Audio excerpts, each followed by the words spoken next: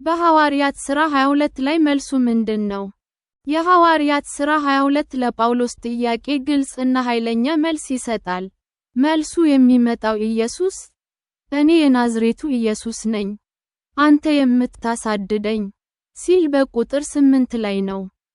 ይህ ምላሽ የተነሳው ኢየሱስ ሕያው እና በግል የተሳተፈ መሆኑን ያሳያል።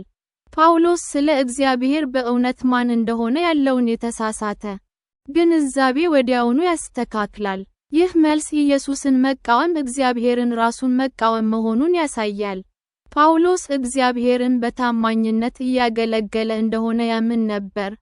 ነገር ግን ኢየሱስ ጳውሎስ ከጎዳቸው አማኞች ጋር ራሱን ይገልጣል። መልሱ የጳውሎስን ድርጊቶች ያለ ቁጣ ወይም ተቃውሞ ያጋልጣል። ግጭት እና የለውጥ ግብዣ ነው። መልሱ የኢየሱስን ሥልጣን እና ምሕረት በተመሳሳይ ጊዜ ያሳያል። ኢየሱስ ጳውሎስን አያጠፋውም ነገር ግን በቀጥታ ይነግረዋል።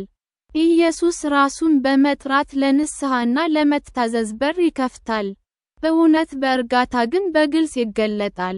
ዛሬ ላሉ አማኞች ይህ መልስ ኢየሱስ የግል፣ የአሁንና የድርጊታችንን የሚያውቅ መሆኑን ያስታውሰናል።